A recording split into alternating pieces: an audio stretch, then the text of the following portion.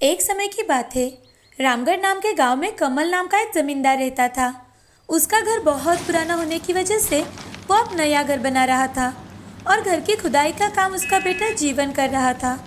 अचानक खुदाई का काम रोककर जीवन अपने पिताजी के पास दौड़ता हुआ आया और अपने पिताजी से, पिताजी, पिताजी, हम खुद के जेसीबी से घर की खुदाई कर रहे हैं। ये बहुत ही अच्छा हुआ। अरे हाँ बेटे, पैसे बचते हैं इसीलिए तो मैंने नया जेसीबी खरीदा है। अरे पिताजी, पैसे बचेंगे ये तो ठीक है, असली बात तो सिर्फ मैं जानता हूँ। आप मुझे एक बात बताओ, यहाँ पे हमारा बहुत ही पुश्तैनी घर होता था और हम उसे जेसीबी से खोदेंगे तो हो सकता है कि नीचे से कुछ खजाना निकल आए, और हम जेसीबी किराए पर लेते तो उन सबको भी पता चल जाता कि इसके नीचे खजाना है। तब हमें उन्हें भी हिस्सा देना पड़ता या फिर सरकार को सौंपना पड़ता। इसीलिए हम खुद के जेसीबी से खोद रहे हैं ना। अरे कमबख्त, मैं तो सोचता था कि तू बहुत ही नालायक है, लेकिन तुम्हारा दिमाग तो खूब चलता है। बेटा आप ज्यादा चिल्लाओ नहीं, चुपचाप जाके काम करो। अगर कोई खजाना निकलता है तो तुरंत चुपचाप आकर मुझे बताना। अरे पिताजी, इसलिए तो मैं काम रोक के आपके पास आया हूँ। अभी खोदते खोदते मुझे टंग टंग आवाज सुनाई दी तो मैंने सोचा कि कोई बड़ा पत्थर है, लेकिन जब देखा तो लगता है कोई बहुत बड़ा मशीन है। अरे वाह, अपनी तो लॉटरी लग गई लॉटरी। चलो चलो, लगता है कोई बड़ा संदूक है, उसमें ढेर सारा खजाना होगा। चलो चलो चलो, उसे बाहर निकालते हैं और चुपचाप घर लेकर जाते हैं। दोनों ने मिलकर उस मशीन को जमीन से बाहर निकाला और घर ले गए। उन्होंने उस मशीन को खोलने की बहुत कोशिश की पर उसे खोल नहीं पाए। अरे ये क्या बेटा, इसे तो खोल ही नहीं पा रहे हम लोग। बहुत कसकर बंद किया है इसे। देखकर तो ऐसा लगता है इसके अंदर बहुत ही जबरदस्त खजाना होगा। अब इसे खोलेंगे कैसे? लगता है इसे खोलना कोई आसान बात नहीं है। लेकिन अगर हमने बाहर से किसी को बुलाया तो उसे भी इसमें हिस्सा देना पड़ेगा। अब क्या करें? बाप बेटे दोनों मिलकर उस मशीन को खोलने की नाकाम कोशिश कर रहे थे कि तभी कमल की पत्नी उमा वहां आ जाती है। क्या हुआ? दोनों बाप बेटे माथा पेची क्यों कर रहे हो? मुझे ये तो बताओ, समस्या क्या है? मैं चिटकी बजाते ही आपकी समस्या हल कर दूंगी। हाँ हाँ हाँ, क्यों नहीं। तुम तो आइंस्टाइन की बहन जो ठहरी। हम इसे समस्या बताएंगे और 5 मिनट में ही हल कर देगी। बताओ बेटा, अपनी माँ को जरा बताओ। माँ, ये एक बहुत ही अद्भुत मशीन है।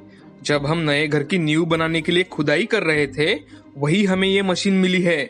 इसमें जरूर कुछ खजाना है माँ, लेकिन समझ में ये नहीं आ रहा कि इसे खोले कैसे। जीवन की बातें सुनकर उमा ने उस मशीन को ऊपर से नीचे तक देखा और अच्छी तरह से जांच करने के बाद ना ये खजाना है और ना ही ये संदूक है। ये तो आलू चिप्स मशीन है। इसे हमारे दादाजी ने बनवाया था। इसमें आलू चिप्स बनाते हैं। जब हम छोटे थे तब हम भी इसमें आलू चिप्स बनाना सीखते थे। और अभी जिस जमीन पर आप घर बनाने वाले हो वो मेरे पिताजी ने तुम्हारे पिताजी को दहेज में दिया था। मुझे लगता है ये मशीन उस जमीन में दब गई होगी।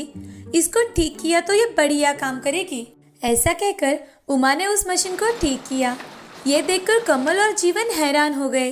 अरे ये क्या माँ, तुम्हें तो ठीक से पंखा शुरू करना नहीं आता, पर तुमने तो इसे चुटकी बजाते ही ठीक कर दिया। बेटे, मैंने तुम्हें कहा तो था। बचपन में मेरे दादाजी जब इस पर काम करते थे तो मैं उनके पास बैठकर देखती थी। इसीलिए इस मशीन को चलाते कैसे है मैं अच्छी तरह से जानती हूँ। जीवन जाकर कुछ आलू लेकर अपनी माँ के पास आया। अब एक काम तुम और करो। हमारे घर में जो 10-15 टोकरियाँ पड़ी है उन्हें यहाँ लेकर आओ और उन्हें इस मशीन के सामने रखो। 10 टोकरियाँ? किस लिए माँ? इतने चिप्स कहाँ से आने वाले हैं इस मशीन से? सिर्फ मैं जो कहती हूँ वही सुनो। जितनी टोकरियाँ है वो सब लेकर आओ। जब खुद देखोगे तब समझ में आ जाएगा। जीवन अपने घर की सारी टोकरियाँ लेकर आता है और मशीन के सामने रख देता है। फिर उमा अपने पति से, अजी सुनो, यहाँ आओ और ये एक आलू अपने हाथों से इस मशीन में डालो। कमल ने आलू को मशीन में डाला। बस एक आलू उस मशीन में डालते ही सामने रखी सारी टोकरियों में आलू चिप्स गिरने लगे। ये देखकर कमल और जीवन हैरान रह गए। मैंने कहा था ना कि ये एक जादुई आलू चिप्स मशीन है। देखा, इस मशीन में एक आलू डालते ही कितने सारे चिप्स निकल आए। सोचो, अगर हम इस मशीन में एक बोरी आलू डाल दें तो हमारे पास कितने सारे चिप्स निकल आएंगे। हमारा ये घर भी कम पड़ेगा। इतने सारे चिप्स निकल आएंगे इस मशीन से। इससे हम खूब पैसे कमा सकते हैं। तब से कमल और जीवन आलू चिप्स मशीन से ढेर सारे आलू चिप्स बनाते हैं और उन्हें बेचकर अपना जीवन व्यतीत करते हैं। महादेवपुर नाम के गांव में करुणा और बालू नाम के भाई बहन रहा करते थे। उनके माँ के गुजर जाने के बाद उनके पापा माधव ने अपने छोटे बच्चों के लिए मालती से दूसरी शादी कर ली। उनकी सौतेली माँ मालती माधव के सामने अच्छे होने का दिखावा करती थी और जैसे ही माधव किसी काम से घर के बाहर जाता, मालती बच्चों के साथ बहुत बुरा बर्ताव करती, उनसे सारे काम करवाती। मालती को एक बेटा था। 2-3 साल बीत जाते हैं।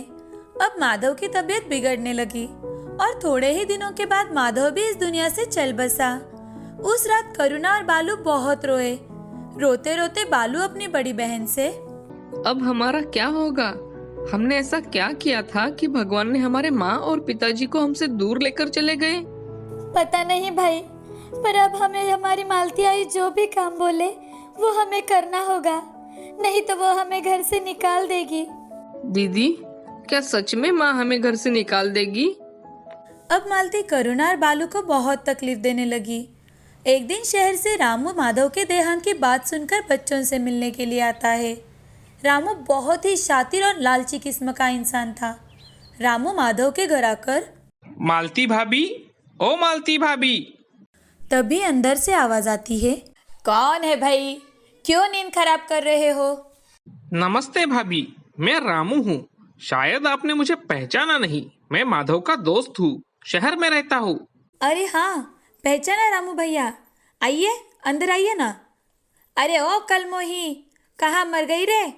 देख जरा, रामू भाई साहब आए हैं, जरा पानी तो लेकर आना। क्या हुआ भाभी, आप इतने परेशान क्यों हैं? अरे क्या बताऊँ भाई साहब, इनके गुजर जाने के बाद घर के हालात बहुत ज़्यादा खराब हो चुके हैं। उसमें ये दोनों बच्चे। अब क्या करूँ, कुछ समझ नहीं आ रहा। इनके कारण मुझे मेरे बेटे को भी भूखा रखना पड़ रहा है। मालती की सारी बातें सुन रामू के मन में अब लालच आ गया। वो मालती से, भाभी जी, अगर आप बुरा ना माने तो एक बात कहूँ। हाँ कहिए ना भाई साहब। भाभी जी, आप इन दोनों को मुझे दे दीजिए। मैं आपको इन दोनों बच्चों के 50,000 रुपए दूंगा। रामू की बातों में आकर मालती दोनों बच्चों को बेच देती है। अब रामू दोनों को लेकर शहर में जाता है। वहाँ पर वो अपने मालिक को सारी बात बताता है। रामू करुणा और बालू को अपने मालिक को बेच देता है, जिसके यहाँ करुणा और बालू जैसे बहुत सारे बच्चे थे। रामू ने उन दोनों को 1 लाख रुपए में अपने मालिक को बेच दिया, जहाँ पर सभी अनाथ बच्चों से बहुत काम करवाया जाता था। पूरा खाना भी नहीं मिलता था उन्हें। एक दिन करुणा अपने भाई से, भाई, हम दोनों को यहाँ से किसी भी हालत में भागना होगा, नहीं तो ये लोग हमें मारकर हमसे कठिन से कठिन काम करवाते रहेंगे। उस पर बालू ने कहा, हाँ दीदी, हमें यहाँ से चले जाना चाहिए, लेकिन क्या ये लोग हमें अकेला छोड़ेंगे? देखते हैं, कुछ ना कुछ तो करना ही होगा। उन दोनों ने अब मन में ठान लिया था कि अब जो कुछ भी हो यहाँ बिल्कुल नहीं रहेंगे। एक दिन उनके मालिक श्यामलाल गहरी नींद में थे। बालू ने काम करते करते चुपके से देख लिया कि मालिक सो चुके हैं। अब वो दोनों वहाँ से भागने के लिए तैयार हो गए। जैसे ही दोनों जाने लगे तो मालिक की नींद एकदम से खुल गई। उसने दोनों बच्चों को भागते हुए देख लिया और उनका पीछा करने लगा। वो दोनों बच्चे किसी तरह मालिक के हाथ में ना आने की कोशिश करते रहे, लेकिन बालू बहुत छोटा था तो वो मालिक के हाथ में लग गया और करुणा वहाँ से भाग निकली। मालिक ने बालू को हाथ पकड़कर बहुत पीटा, उसे अपने साथ लेकर गया। बालू जोर जोर से रोने लगा, लेकिन उसकी आवाज़ सुनने वाला वहाँ कोई नहीं था। मुझे छोड़ दो, मुझे अपने दीदी के पास जाना है। बड़ी होशियारी की तुमने यहाँ से भागने की, लेकिन आखिर मैंने तुम्हें पकड़ ही लिया। ऐसा कहकर मालिक ने बालू को जोर जोर से मारना शुरू किया। बचाओ, बचाओ, कोई मुझे बचाओ, मुझे यहाँ से निकालो, मुझे मेरे दीदी के पास जाना है। बालू की आवाज़ सुनकर करुणा तुरंत अपने भाई के पास लौट आती है। करुणा को आते देख मालिक ने कहा, आइए महारानी जी, आपकी ही कमी थी।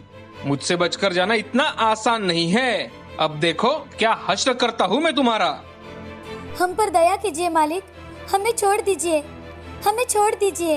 आपका भला होगा मालिक, हम इतना मुश्किल काम नहीं कर सकते। हम किसी को भी आपके बारे में कुछ भी नहीं बताएंगे। हमें माफ कर दीजिए, हमें छोड़ दीजिए। मालिक ने उनकी एक नहीं सुनी, उन दोनों को एक रूम में बंद कर दिया। उस रूम को ताला लगा दिया और मन ही मन सोचने लगा, मुझे इन दोनों बच्चों को यहाँ बंद करके ही रखना पड़ेगा, वरना मैं मुश्किल में पड़ जाऊंगा। और इनकी हिम्मत देख बाकी के बच्चे भी ऐसा ना करे। अगर ये बात पुलिस तक पहुंच गई तो मेरा तो काम तमाम हो जाएगा। मैं एक काम करता हूँ, इन दोनों को मेरे बीवी के पास गांव छोड़ आता हूँ, ताकि यहाँ से कोई भागने की हिम्मत ना करे। दूसरे दिन श्यामलाल उठकर बच्चों को देखने के लिए जाता है तो दोनों बच्चे एक जगह रोते हुए बैठे थे। उनको देखकर श्यामलाल बड़े प्यार से उन्हें अपने पास बुलाता है और उनसे, आओ मेरे बच्चों। अच्छा ठीक है, सुनो, मैं तुम्हें ऐसी जगह ले जाऊंगा जहाँ तुम्हें एक प्यार करने वाली माँ मिल जाएगी और तुम दोनों वहाँ खुश रहोगे, जहाँ ना कोई तुम्हें डांटेगा ना मारेगा और मुश्किल काम भी नहीं करवाएगा। मालिक की ये बात सुनकर करुणा और बालू बड़े खुश हो जाते हैं और मालिक के साथ जाने के लिए तैयार होते हैं। दूसरे ही दिन सुबह जल्दी उठकर करुणा और बालू तैयार होकर मालिक की राह देख रहे थे। मालिक के आने के बाद दोनों बच्चों मालिक के साथ उनके छोटे से गांव में जाते हैं। वहां पर मालिक की पत्नी रंजना से मिलते हैं। श्यामलाल धीरे से रंजना को सारी बीती बातें बताता है और रंजना से, रंजना, मैं बच्चों को यहाँ छोड़कर जा रहा हूँ, तुम इनका अच्छे से ख्याल रखना। इनको किसी भी चीज की कोई कमी नहीं होनी चाहिए। ठीक है, बच्चे अगर कुछ दिन यहाँ रहेंगे तो मुझे भी बड़ा अच्छा लगेगा। वैसे भी घर में मैं अकेली ही तो होती हूँ। रंजना के हाँ कहते ही श्यामलाल वहाँ से चला जाता है। अब रंजना अच्छे होने का नाटक करने लगी। कुछ दिन बीत जाते हैं। करुणा और बालू मजे से रहने लगे थे। धीरे धीरे रंजना ने अपना असली चेहरा दिखाना शुरू कर दिया। वो बच्चों से घर के सारे काम करवाने लगी, साथ ही उन्हें 2-2 दिन तक खाना भी नहीं देती थी। एक दिन बालू करुणा से, दीदी मुझे बहुत भूख लगी है, उनको खाना देने बोलो ना मुझे। अपने छोटे भाई को भूख से तड़पता देख करुणा को बहुत दुख हुआ। करुणा रंजना से, मालकिन, मेरे भाई बालू को बहुत भूख लग रही है, प्लीज इसे कुछ खाने के लिए दे दीजिए ना। करुणा की बातें सुनकर रंजना को गुस्सा आ जाता है। वो गुस्से से, काम धाम तो कुछ करते नहीं और खाना मांगने के लिए आ जाते हैं। चलो चलो यहाँ से, जब मन पड़ेगा तब दे दूंगी। माँ जी, ऐसा मत कीजिए माँ जी, उसे बहुत भूख लग रही है, थोड़ा सा ही खाना दे दीजिए। मैं आपसे ज़्यादा नहीं मांग रही, थोड़ा सा ही दे दीजिए। करुणा बार बार खाना मांगती रही। रंजना को इस बात से बहुत गुस्सा आया और उसने करुणा को जोर से धक्का मारा। करुणा नीचे गिर गई, वो बेहोश हो गई। करुणा को इस हालत में देखकर रंजना बहुत घबरा गई। अरे करुणा, उठ जा जल्दी से, उठ, ज़्यादा ढोंग मत कर, जल्दी से उठ जा, बहुत हुआ तेरा नाटक। रंजना करुणा को जोर जोर से हिलाकर उठाने की कोशिश कर रही थी। तभी कुछ गिरने की आवाज़ सुनकर बालू वहाँ आ जाता है। बालू अपनी दीदी को इस हालत में देखकर, दीदी उठ जाओ ना दीदी, क्या हुआ आपको दीदी? बालू जोर जोर से चिल्ला रहा था। ये देख रंजना को लगता है कि करुणा मर चुकी है। उसे कुछ समझ में नहीं आ रहा था कि अब क्या करे। अब उसने बालू को चुप कराने की कोशिश की, लेकिन बालू जोर जोर से चिल्लाता देख रंजना ने उसके मुंह पर पट्टी लगा दी, हाथ और पैर को बांध दिए। कुछ समय सोच विचार करने के बाद वो दोनों बच्चों को अपने ड्राइवर की सहायता से घर के बाजू वाले पहाड़ पर बच्चों को खाई में ढकल देने के सोच से जाती है। उसी समय रंजना की पड़ोसी रमा कपड़े सुखाने के लिए बाहर आई थी, तो उसने करुणा को बेहोशी की हालत में देख लिया था और बच्चे के मुंह पर लगी पट्टी देख उसने तुरंत ही अपने पति को फ़ोन लगाया, जो एक पुलिस इंस्पेक्टर है। हेलो, मैं रमा बात कर रही हूँ। अजी, वो हमारे बाजू वाले रंजना जी है ना, उनके घर में जो बच्चे हैं उन्हें बेहोशी की हालत में पहाड़ी के ऊपर लेकर जाते हुए मैंने देखा है। आप जल्दी से आ जाइए। जल्दी से पुलिस पहाड़ी के ऊपर पहुंच जाती है और देखती है कि बालू के मुंह पर पट्टी लगी है और करुणा भी बेहोशी की हालत में पड़ी है। ये देख पुलिस तुरंत ही रंजना और उसके ड्राइवर को पकड़ लेती है। तभी वहाँ पर सारे लोगों की भीड़ जमा हो जाती है। भला हो किस्मत का कि उस समय करुणा को होश आ जाता है। पुलिस दोनों बच्चों को अस्पताल लेकर जाती है और पुलिस रंजना से पूछताछ करना शुरू कर देती है।